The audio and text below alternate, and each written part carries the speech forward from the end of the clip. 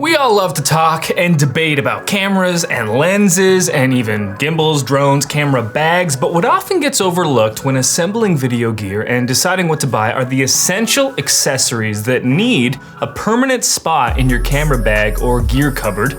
So in this video, I'm gonna share with you 7 of the most essential pieces of gear under $50 each that I always keep in my camera bag.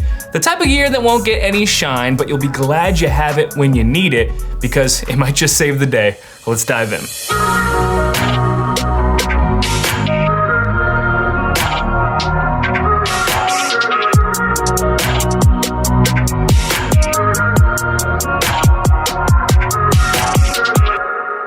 Well, hey there, I'm Brady Shearer. This is Pro Church Tools, and we're here to help your church navigate the biggest communication shift in 500 years. If we're just meeting for the first time, consider subscribing. If you're already subscribed, turn on notifications, and in the description below, you're gonna find links to every piece of gear mentioned, along with timestamps so you can breeze through the video.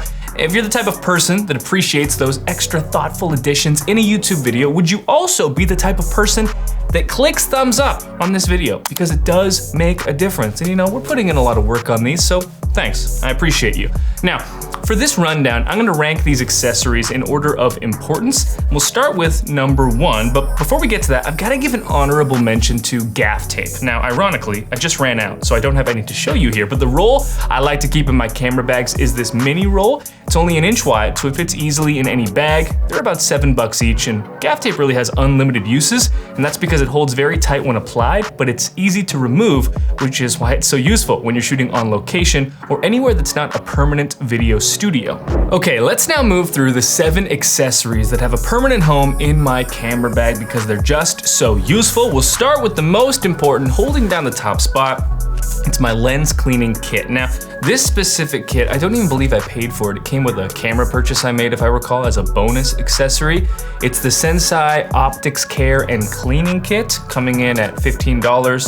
Sensei, I'm not sure. It's got a lens cleaning pen, a paintbrush, a lipstick brush, and lens cleaning fluid. But the 2 items in this kit I find myself using the most are first, the lens cleaning cloth. I'm just giving my lenses or my filters a quick wipe down before shooting so nothing is on the lens.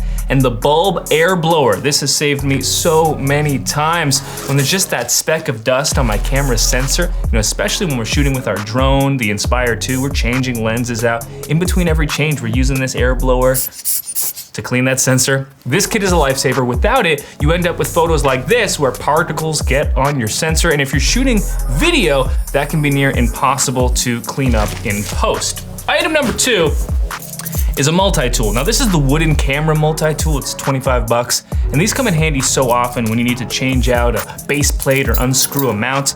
If you've ever found yourself using your keys or a coin to unscrew something camera related, I highly recommend picking one of these up. They're very small, which means they can live in your camera bag or your pocket. They don't take up space, but when you need it, it's there. Next up, item number 3 is this 4x5 inch Grey Card. The brand name is JJC, and this comes in a pack of 3. You get a white card, a gray card, and a black card.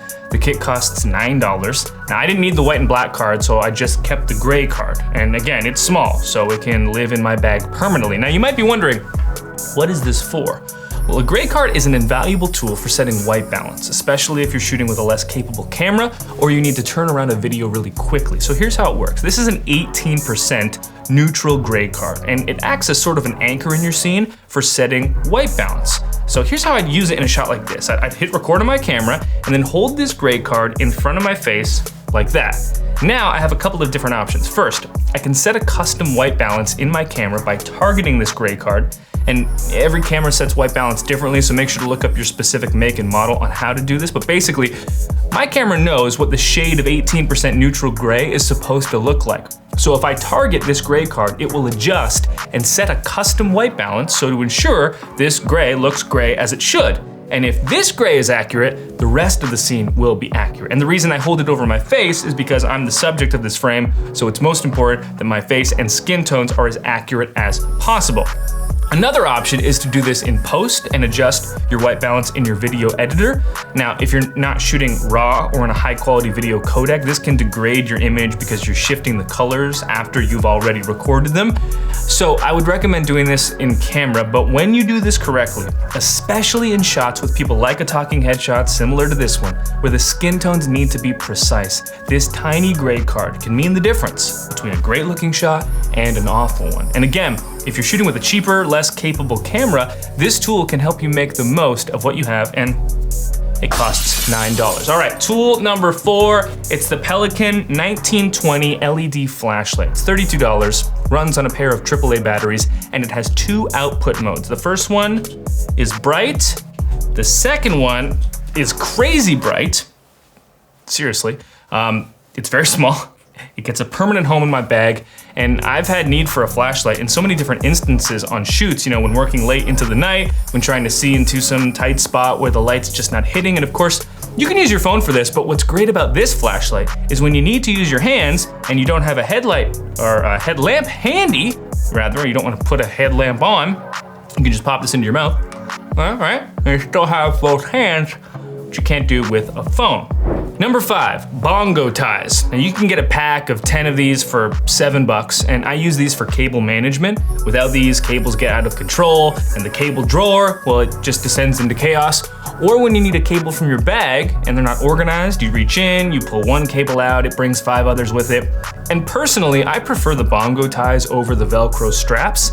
And another thing I'll do with cables while we're on the topic is I'll print out labels for each one and attach them to the cable itself, because I don't want to waste time looking at, let's say, 3 different USB-C cables in my bag trying to figure out which one I need right then. Labeling them ahead of time and keeping them neatly wrapped with the BongoTies means everything stays neatly organized. Number 6, must-have accessories in my camera bag. It's the Peak Design anchor links. These little red and black guys right here.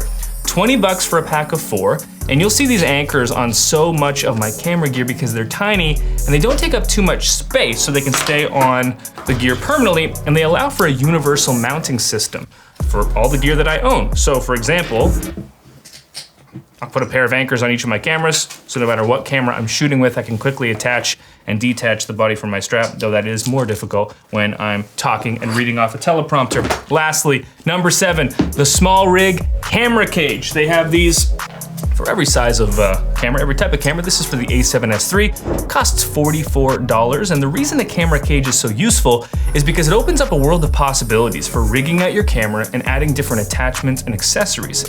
And this is especially true when shooting with mirrorless cameras, DSLRs, or even lower end cinema cameras like the Blackmagic Pockets, because they don't often come with diverse mounting options. But once your cage is installed on your camera, you can add a side handle, a top handle, a monitor, just to name a few options. Or you could add all of those things. A cage gives you that versatility. And the SmallRig cages, despite their low price, are well made. If you want to see how I've rigged up my cameras using this cage, I talk about that in a separate video called The Best Church Video Camera Ever. That'll be linked in the description. And that'll do it for today's video. I'd love to hear from you though. What affordable accessories or camera gear would you recommend for me or others? Make sure to put it in the comments below. And as always, thanks for your time, attention, and trust. We'll talk soon.